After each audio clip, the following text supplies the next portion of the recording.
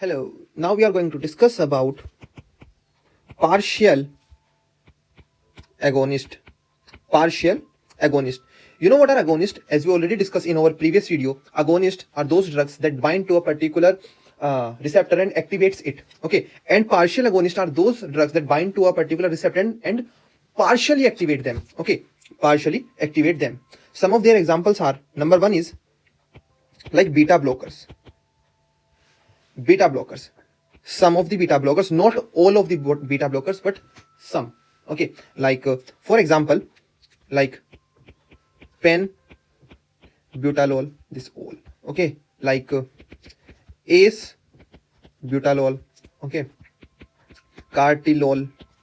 Okay, pendolol. Okay, these all are beta blockers that are partially agonist. The second example of these partial agonists are like bupernorphine.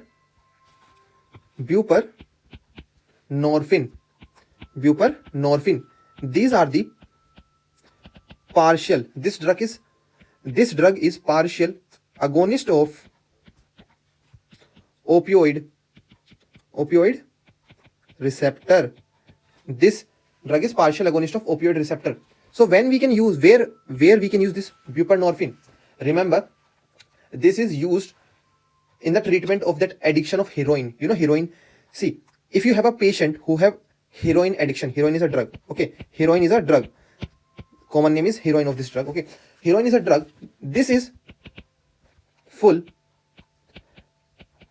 agonist of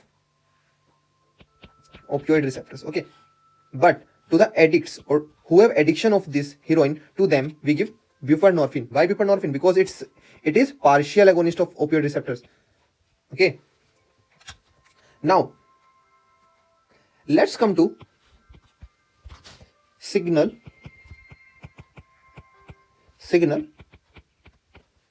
transduction. What is the signal transduction? This is when a signal will travel from one cell to another. Okay, in this there are some receptors, okay, which help in this signal transduction. First one is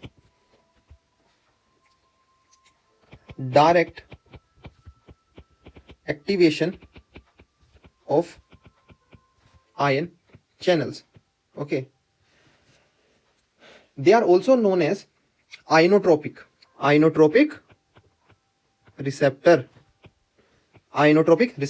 Okay, the example of them is like GABA. You know GABA receptor in brain. You know GABA receptor in our brain for glutamate. GABA receptor in brain for glutamate.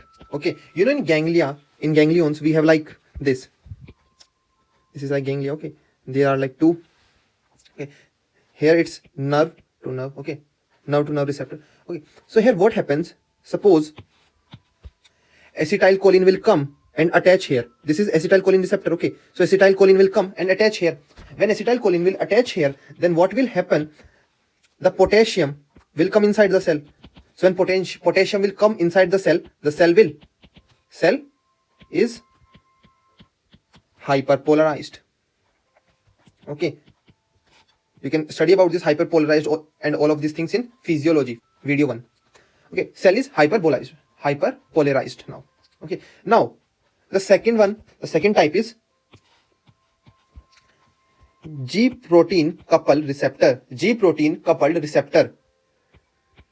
mediated. Okay, in this there are like two type of receptors, like of ion channel, and the second one is secondary messengers. Okay, so in ion channels what happens? This G protein will directly tell these ion channels to open. Okay, the G protein will directly tell these ion channels to open and they will open. The example of this is M2 receptor in our heart. Okay, now these secondary messengers are of two type. Okay, these are of two type, like adenyl cyclase dependent. Okay, adenyl cyclase dependent and phosphoenol triphosphate, phosphoenol triphosphate, okay, or like diacyl glycerol or diacyl glycerol. These are of two type: adenyl cyclase dependent and phosphoenol triphosphatase or diacyl glycerol. Okay, now this adenyl cyclase dependent, they will increase that CMP. Okay, so the example of them is like beta receptor, okay, beta receptor, alpha 2 receptor.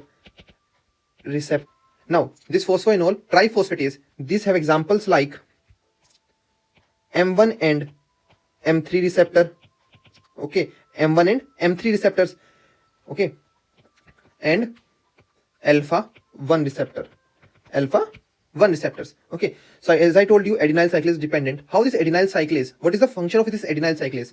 Just remember for your memory, like you can write it as like HOTS, higher order thinking skill. ATP, after the action of this adenyl cyclase, okay, it will produce CMP, and this CMP will cause vasodilation or vasoconstriction, vasodilation or vasoconstriction according to the organ and receptor where it's going and acting. Okay, now let's discuss about the third type. We already discussed inotropic receptors, G protein coupled receptors. Now let's discuss about third one, receptor that directly linked to cytoplasmic enzyme. Okay, receptor that are directly linked to cytoplasmic enzymes. So the example of them is number 1 like insulin, okay, number 2 is GIF, number 3 is erythropoietin, okay, erythropoietin from peritubular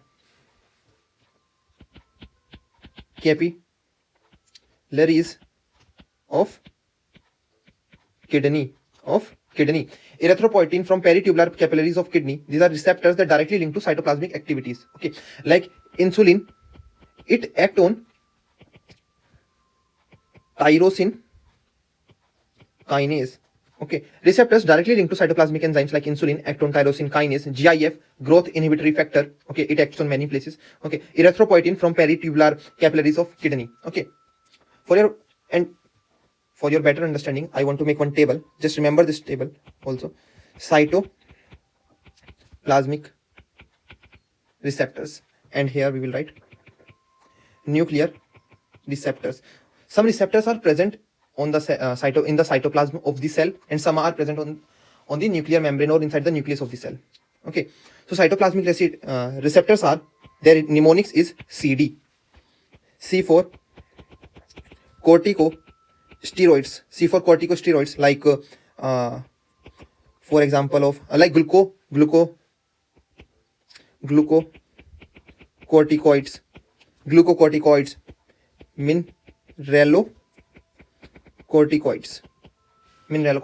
and D is for vitamin D. Their receptors are present in cytoplasm of the cell, and nuclear receptors are present where are the mnemonics is PAST. P for PPAR, okay, A for vitamin A, S for sex hormones like estrogen, okay, estrogen, and T is for like T3 and T4.